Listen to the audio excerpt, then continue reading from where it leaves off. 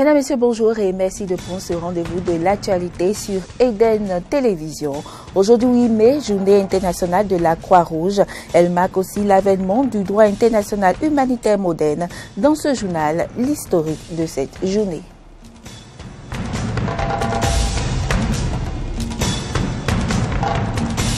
Au Nigeria, 82 lycéennes de Chibok ont été libérées ce samedi après 3 ans de captivité. Elles ont été reçues ce dimanche par le président nigérian.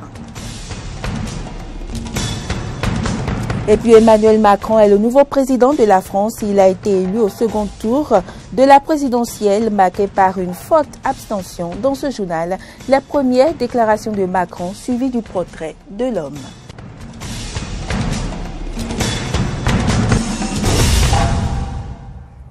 Bienvenue dans ce journal. La communauté internationale célèbre aujourd'hui 8 mai la journée internationale de la Croix-Rouge qui marque également l'avènement du droit international humanitaire moderne.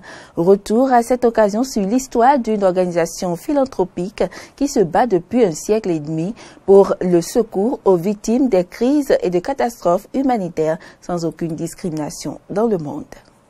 Juillet 1959. C'est à Solferino, au nord de l'Italie, que naît dans l'esprit d'un homme d'affaires suisse, Henri Dunant, l'idée de création de la Croix-Rouge. Une sanglante bataille entre les troupes franco-piémontaises de Napoléon III et les forces autrichiennes de François-Joseph Ier en est à la base. Sur le front, 40 000 blessés et morts avaient été abandonnés à leur triste sort. Pour se porter à leur secours, Henri Dunant mobilise les populations civiles des villages voisins. En 1862, son livre « Un souvenir de Solferino » sonne comme un véritable plaidoyer en faveur de l'action humanitaire. En août 1864, les délégués diplomatiques de 16 États décident au cours d'une conférence internationale de créer chacun dans leur pays des comités de secours. La Croix-Rouge internationale est née et avec elle, le droit international humanitaire. Depuis, l'institution se renforce et se diversifie, mais le sort des victimes de conflits armés et de catastrophes naturelles s'améliore bien plus lentement. La 33e édition du concours international du procès simulé Charles Rousseau a pris fin ce vendredi à Cotonou. Les différentes équipes ayant participé à ce concours ont été testées sur leur capacité à défendre des parties en conflit de droit international. Laurent Toninquez et Damien Pedro pour le compte-rendu. En droit international, Charles Rousseau est organisé pour la première fois en Afrique subsaharienne. Du 28 avril au 5 mai, 20 équipes provenant de l'espace francophone, dont 3 africaines, ont compéti. La finale de ce concours qui a lieu ce 5 mai dans l'amphi Idriss Déby Itno de l'université d'Abomey-Calavi opposait l'université libre de Bruxelles à l'université de Sherbrooke du Canada. Chaque université devrait défendre sa position sur une affaire fictive qui oppose 2 États fictifs. Un cas pratique écrit par le professeur Dandy Yamou de l'université d'Abomey-Calavi. Franck Lati, vice-président du réseau francophone du droit international, nous en parle. L'État fictif qui est à l'origine de la plateforme s'appelle le Grand Popo. C'est une allusion peut-être un petit peu déguisée au Bénin. Et puis il y a un autre État qui revendique la zone où la plateforme pétrolière a été construite qui s'appelle le Lomeland, peut-être une allusion à Lomé, aux voisins togolais. Je ne sais pas. Dans les faits fictifs, le Grand Popo a construit donc la plateforme et par la suite la plateforme a été abandonnée et des pirates informatiques ont occupé la plateforme et depuis cette plateforme ont mené une cyberattaque à l'encontre de l'État qui revendique aussi la zone, à savoir le Lomeland, une cyberattaque qui a paralysé les sites stratégiques tels que la présidence, l'Assemblée nationale et donc cet État du coup a envoyé une opération pour sectionner des câbles optiques sous-marins. Donc il y a tout un litige comme ça entre 2 États, un litige interétatique qui est soumis à la Cour internationale de justice qui applique le droit international. Chaque équipe a tenté de convaincre le jury composé entre autres du professeur Salami Ibrahim, du professeur Dandy Yamou et du président de la Cour internationale de justice. La philosophie de ce concours selon Franck Lati est d'aider à la formation des étudiants et de donner des prix plus symboliques et non pour gagner de l'argent. Et on fait des lots pour les différentes équipes. Il y a plusieurs types de prix qui sont accordés. Il y a le prix de la meilleure équipe, c'est celle qui va gagner la finale. Et puis il y a d'autres prix, des prix de plaidoirie individuels. Il y a 10 prix de plaidoirie, donc les 10 meilleurs plaideurs de toute la semaine vont repartir avec des prix constitués de livres. Les équipes qui ont écrit les meilleures mémoires aussi auront des prix. Après l'étape du procès, la délibération a été faite au cours d'un dîner de gala et c'est l'Université de Sherbrooke du Canada qui a remporté cette 33e édition du concours de procès simulé en droit international Charles Rousseau. Et à la fin de cet événement qui a réuni de nombreux participants venus d'Afrique et d'Europe, certains membres du jury se sont confiés à nos reporters. Nous avons assisté ce soir à la finale du concours de plaidoirie en procès simulé en droit international qui s'appelle concours Charles Rousseau. Le concours a commencé depuis une semaine par les éliminatoires. Il y a eu les quarts de finale, il y a eu les demi-finales et aujourd'hui la finale que vous avez suivi entre l'Université de Sherbrooke et l'Université libre de Bruxelles. Et c'est une manifestation scientifique qui donne l'occasion de mettre le Bénin sur orbite du droit international, de mettre l'Université d'Abomey-Calavi sur orbite du droit international. Et nous sommes heureux aujourd'hui que cela se passe en présence du président de la Cour internationale de justice lui-même, qui a joué son propre rôle de président de cette Cour internationale de justice. Je suis au regret de vous informer que le Bénin et toutes les équipes africaines ont été éliminées dès les éliminatoires, des épreuves éliminatoires. Comme c'est un concours sérieux et qu'il n'y a pas de harisie, c'est normal que le meilleur ou la meilleure équipe puisse gagner. Ma première impression, c'est que quand on imagine un cas pratique, à travers la jurisprudence, à travers tous les faits qui se déroulent sur le plan international, on ne s'imagine pas les virtualités de ce cas quand il est réglé. Et là, j'ai eu le plaisir de constater que les deux équipes, qui sont des équipes de Sherbrooke et de l'ULB, l'Université libre de Bruxelles, ont vraiment cherché, même dans des sens pour lesquels je n'avais pas imaginé qu'ils iraient chercher, ils sont allés chercher vraiment des règles pour défendre leur point de vue sur cette attaque qui a eu lieu sur la plateforme de CMMI. Et là, pour moi, c'est un plaisir de voir des femmes qui plaident avec humour, qui annoncent qu'on arrête pour leur poser des questions et qui arrivent à répondre en droit. Parce que c'est ça la particularité du concours Rousseau. Non seulement il y a la présentation de la plaidoirie, il y a le mémoire que les équipes rendent, mais il y a aussi et surtout leur prestation orale et leur connaissance du droit international. La grande particularité, c'est que pour la première fois, on est arrivé à faire venir le président de la Cour internationale de justice, M. Roni Abraham, sur un concours de droit international qui est là, présent à Cotonou, en Afrique, pour parler du droit international avec les jeunes pousses du droit international. Pour nous, c'est vraiment une grande fierté, une grande satisfaction. Après, on a d'autres satisfactions pour les étudiants surtout. Ils découvrent un nouvel environnement et ils explorent ensemble un nouveau schéma, celui de la cyberattaque. Pour nous, c'est important, c'est fondamental. Intéressons-nous à présent à certains problèmes auxquels sont confrontés les usagers de nos routes. Dans la commune d'Abomey-Calavi, les tronçons Carrefour Tankbe-Maria-Glita et Carrefour Tankbe-Weto sont dégradés. C'est le constat effectué par Aristide Setti et Denis Marouya qui nous confient que les usagers de ces tronçons sont désolés et interpellent les autorités à divers niveaux. Suivez plutôt. Le poules de diverses tailles, ça et là, crevasses par ici, avec par endroits de l'eau. Voici l'aspect que présentent les tronçons Carrefour Tankbe Maria Glita et Carrefour Tankbe Weto. Ils sont totalement devenus impraticables. À l'origine de nombreux accidents, ces voies sont également une véritable source d'insécurité routière. Pour les usagers qui empruntent au quotidien ces tronçons, c'est un véritable calvaire. C'est une voie vraiment très dégradée. Une voie dans un état très avancé en matière de dégradation, trop de nids sur la voie Et lorsqu'il pleut,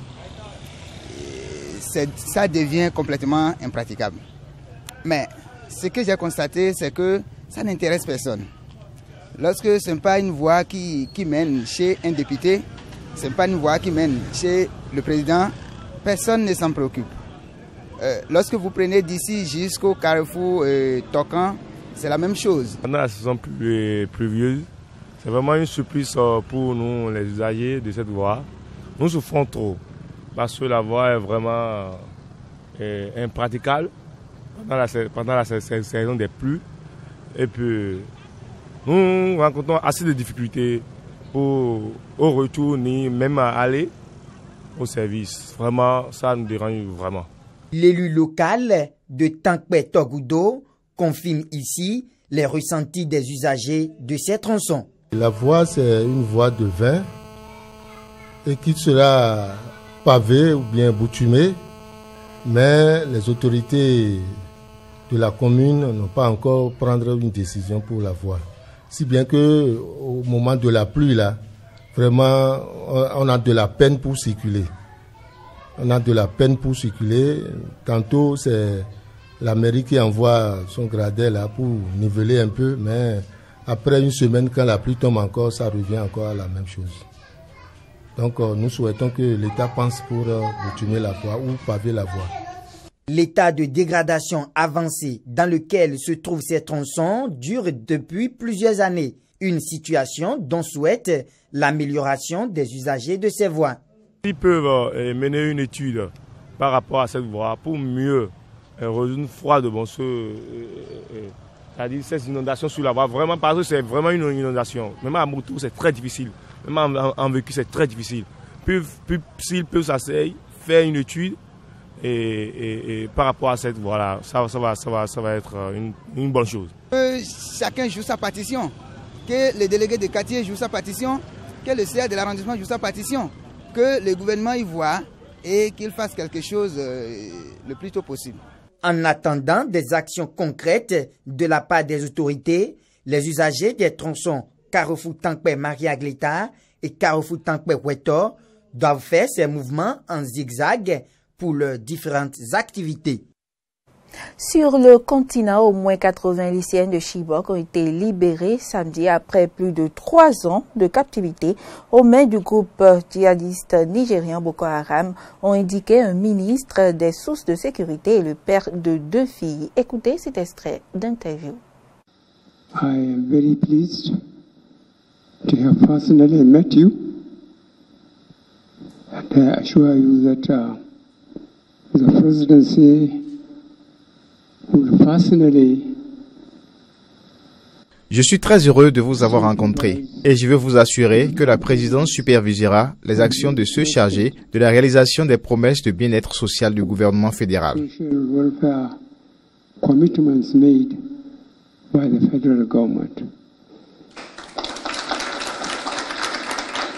And it's part of our promise that we will not declare le dossier Boko Haram ne sera pas déclaré clos avant que chaque personne enlevée soit de retour et cela fait partie de notre promesse. Et nous voulons dire également que ceci n'est qu'une étape. Nous avons commencé la 3e phase qui nous ramènera plus de lycéennes enlevées que celle-ci. Which we believe, will not be as, will yield even more in number than these ones. C'est une nouvelle incroyable, une merveilleuse nouvelle. 82 des filles de Chibok ont été négociées et libérées et nous avons 82 parents aujourd'hui qui seront remplis de joie. C'est une incroyable nouvelle. La lutte continue et chacune de nos 113 filles en captivité doit être prise en compte. Aujourd'hui, nous sommes tellement heureux d'en avoir récupéré 82. Au total, sont 6 qui ont été sauvées et nous continuons à faire pression pour que chacune d'entre elles rentre à la maison.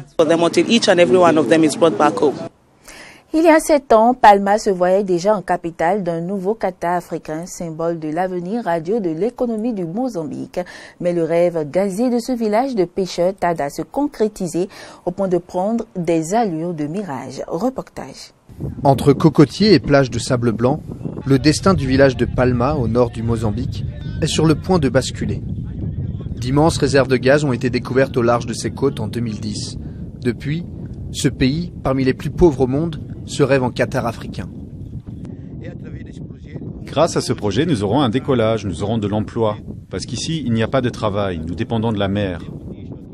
Et avec le début du projet, je crois que beaucoup de ces jeunes obtiendront des emplois. En quelques années, Palma s'est déjà transformée. Avec le raccordement au réseau électrique, une nouvelle route asphaltée, une banque, des hôtels et des restaurants. Mais pour l'instant, il reste vide. Les projets ont pris beaucoup de retard. Avec la chute des cours des hydrocarbures, les multinationales ne cessent de repousser leurs investissements. Les centaines de familles du village ont pourtant accepté de céder la place aux usines de liquéfaction et aux centrales électriques, non sans quelques réserves. Vous avez vu la taille de nos cocotiers, de nos manguiers, de nos cajoutiers. Ici, nous cultivons des haricots. Tous les produits, tous les aliments, nous arrivons à les faire pousser. Mais là-bas, nous ne savons pas s'il y aura de quoi produire tout ça. Autre conséquence des retards d'investissement, le gouvernement s'est fortement endetté en pariant sur la future manne gazière. 2 milliards de dollars ont été empruntés secrètement au mépris de la constitution mozambicaine et des lois budgétaires. Ces révélations ont provoqué une crise avec le FMI et la plupart des bailleurs de fonds ont suspendu leur aide. Il va falloir beaucoup de temps pour que les Mozambicains voient sur leur table les bénéfices de l'extraction du gaz. Car le gouvernement va d'abord devoir utiliser les recettes pour rembourser ses dettes des années antérieures. Quand les gisements ont été découverts, les premières estimations tablaient sur du gaz liquéfié à l'export dès 2016. Désormais, ce ne sera pas avant 2022, dans le meilleur des cas. De quoi retarder d'autant le développement du Mozambique, où la moitié de la population vit toujours sous le seuil de pauvreté. Emmanuel Macron a été élu dimanche président de la République française en battant largement Marine Le Pen lors d'un second tour marqué par une forte assumption, mais de nombreux défis attendent cet homme jeune à l'ascension fulgurante, à commencer par l'obtention d'une majorité à l'Assemblée. Reportage.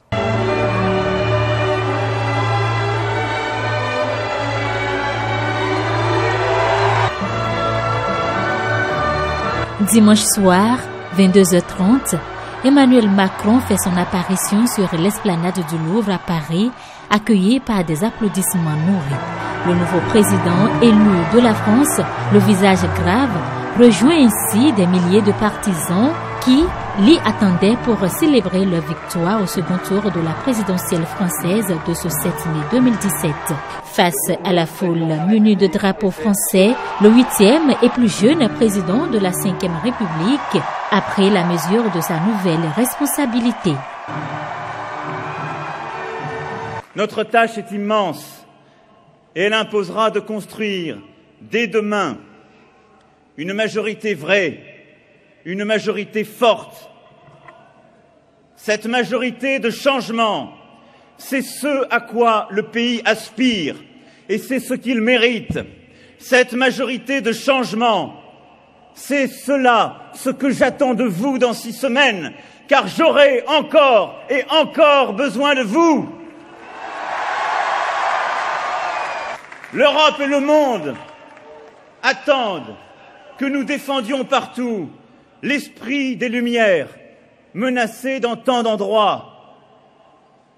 Ils attendent que partout nous défendions les libertés, que nous protégions les opprimés. Ils attendent que nous portions une nouvelle espérance, un nouvel humanisme, celui d'un monde plus sûr, d'un monde de liberté défendue, d'un monde de croissance, de plus de justice, de plus d'écologie. Ils attendent que nous soyons enfin nous. Marine Le Pen, quant à elle, s'est réjouie malgré la nette défaite de son résultat historique et massif pour un parti devenu la première force d'opposition. Par ce résultat historique et massif, les Français ont désigné l'Alliance patriote et républicaine comme la première force d'opposition au projet du nouveau président. Les formations politiques qui ont pris la responsabilité de faire élire M. Macron se sont discréditées elles-mêmes et ont perdu toute légitimité à représenter une force d'alternance ou même d'opposition crédible. Dans le rang des militants de Macron, c'est une liesse totale. Oui, il y a eu beaucoup de joie, beaucoup d'émotions surtout. Il a fait un discours impeccable, j'ai trouvé, qui était très plein d'espoir et qui a servi à poser beaucoup d'unification, beaucoup de solidarité entre tout le monde. Et j'ai trouvé ça vraiment bien. C'était très enthousiasmant. Il y avait, disons que l'ambiance a eu un petit peu de mal à se mettre en route, mais dès que le nouveau président est arrivé, ça a été formidable. À l'Élysée, François Hollande a félicité chaleureusement son ex-conseiller.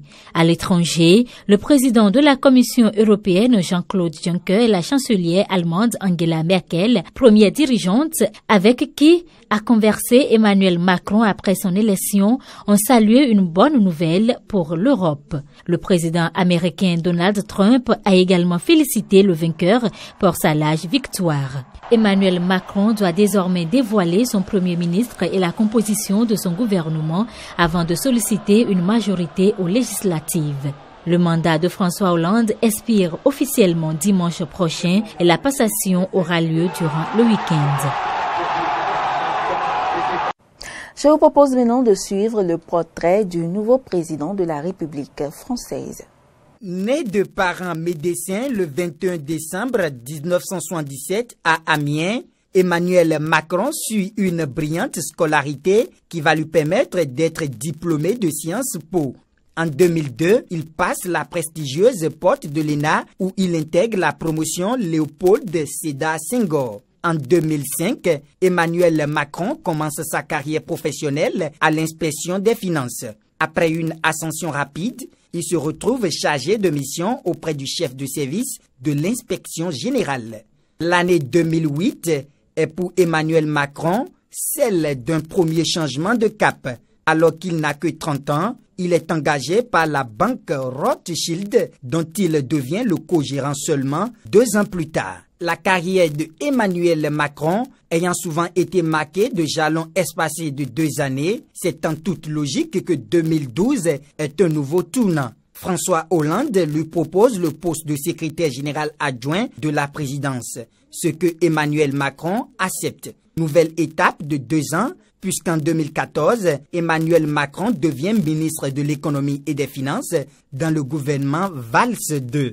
Après avoir démissionné de son poste de ministre le 30 août 2016, il annonce être candidat à l'élection présidentielle en novembre 2016. Le 23 avril 2017, lors du premier tour des élections présidentielles, il arrive en tête avec 24% des voix. En ce qui concerne sa vie privée, il est marié à Brigitte Trogneux, qu'il a rencontrée quand il était lycéen. Brigitte Trogneux est la mère de 3 enfants, nés de sa précédente union. Emmanuel Macron a été élu ce dimanche 7 mai avec 66,06% des suffrages au détriment de Marine Le Pen.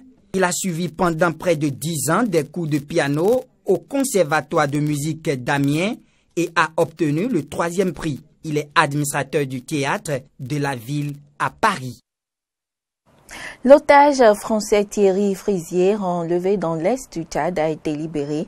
Il est arrivé à Khartoum, la capitale soudanaise, a annoncé ce dimanche la présidence française.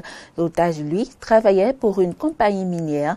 L'enlèvement s'était déroulé le 23 mars dans une localité située à 50 km de Goz-Beida, à 200 km au sud d'Abéché. Mais dès le lendemain, les autorités tchadiennes avaient annoncé que l'otage français, dont l'identité n'a pas été rendue publique, se trouvait au Soudan. Suivez plutôt. Nous nous félicitons en particulier du fait que cette libération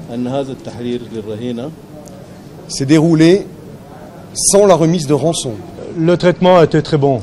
Je n'ai rien à dire de ce côté-là. Donc, je n'ai pas à me plaindre. Dans mon malheur, j'ai eu un peu de bonheur. Je tiens tout particulièrement à remercier le gouvernement soudanais, les autorités civiles et militaires qui ont pu permettre ma libération. Merci beaucoup. Et du sport pour mettre fin à cette édition, pour couronner les activités entrant dans le cadre de la célébration de la Journée internationale de la liberté de la presse. Les professionnels des médias du Bénin et du Togo se sont expliqués samedi loin des plumes, caméras et microphones. C'est le stade de l'amitié Mathieu Kékou qui a servi de cadre à ce match retour âprement disputé devant un public composé de journalistes, des férus de football et autres sympathisants de la profession. Au thème des 90 minutes, c'est l'équipe togolaise qui a remporté le match sur un score d'1-0. Rappelons qu'au match aller, elle l'avait emporté sur un score de 3-2. À l'issue de cette rencontre, certains acteurs nous livrent ici leurs impressions. C'est déjà pas mal de venir voir les reporters sportifs, ceux-là qui ont l'habitude de nous traduire et au niveau des antennes ce que nous vivons sur le terrain. Et aujourd'hui, ça nous a permis de voir quand même que la plupart, ils ont du vécu au niveau du football.